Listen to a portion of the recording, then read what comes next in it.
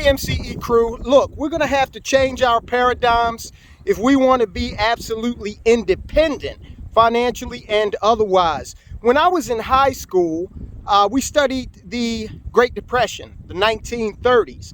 And so I came home and I asked my grandmother, because she had been alive during that time, I asked her, what was it like to live through the Great Depression? And she said it wasn't any different.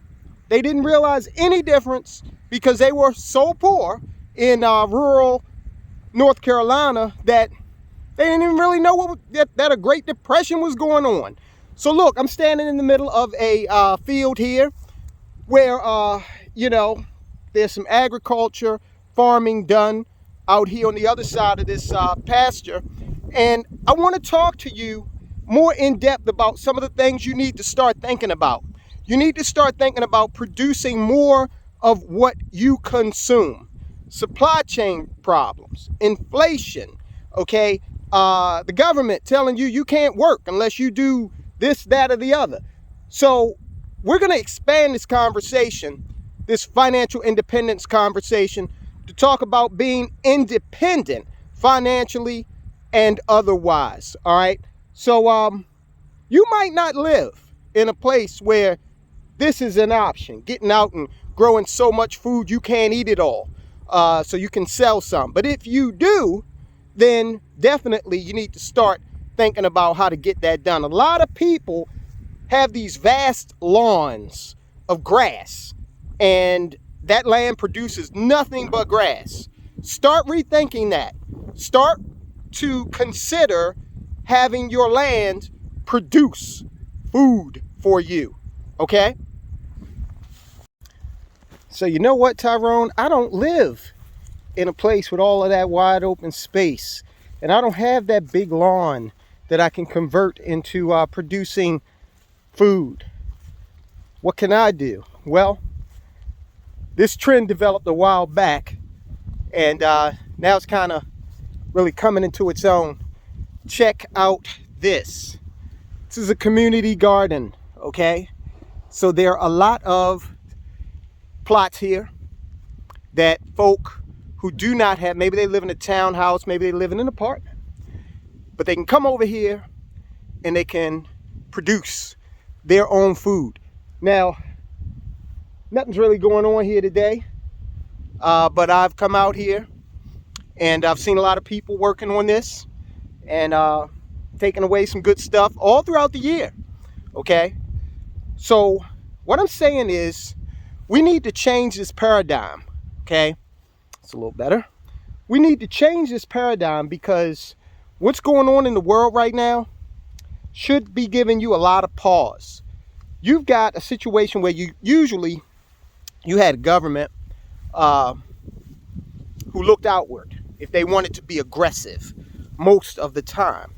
But now we've got the Australian government, the Italian government, the UK government. We've got the government of the United States of America acting aggressively toward its own citizens. This is a very weird time that we're living in. And you're going to have to think more in terms of your own self-sufficiency, economic and otherwise, okay? And look, me, personally, I'm not a very materialistic guy. I'm not an extrovert either. So, I'm in a different position than a lot of people who are materialistic. And I'm not saying that's a bad thing. Don't get me wrong.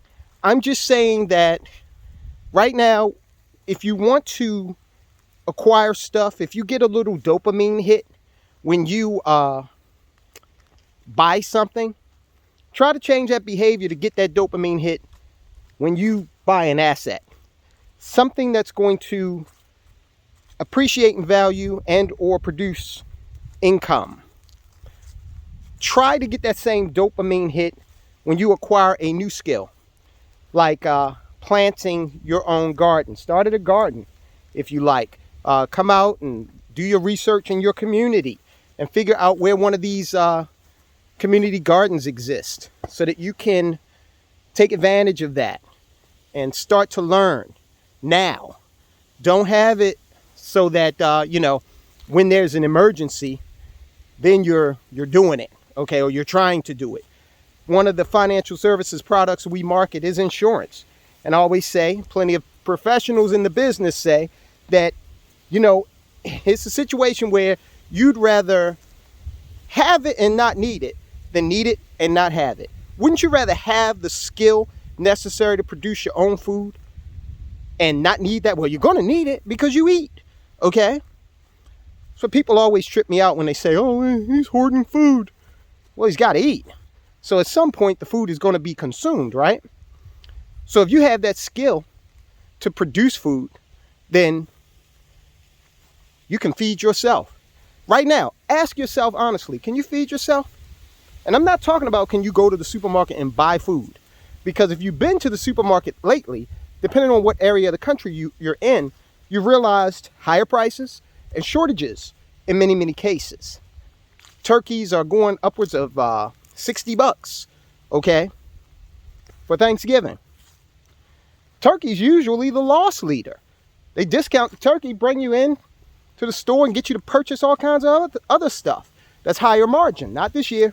Turkey's expensive. Last year we got a free turkey because we had purchased so many other groceries throughout the quarter. So let me turn this camera around. There's that community garden, guys. Just one of many. You may have one in your area. Okay, so I'm not saying that you've got to become Little House on the Prairie or Grizzly Adams. Depending on your age, you don't know what the hell I'm talking about. But you get the picture.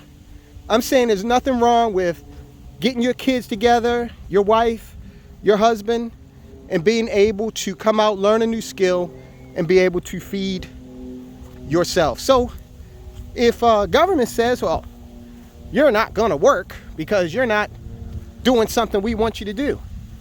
Well, to hell with you, government. I can still feed my kids. Okay, and I talked about before bartering arrangements. Go out into your community. Figure out what others are good at, skill-wise. Tell them what you're good at. Get into arrangements where you share value, okay? Start to really consider these options because the world is changing very, very rapidly. And when you have a skill, you have an asset. All right, guys. I will talk to you soon.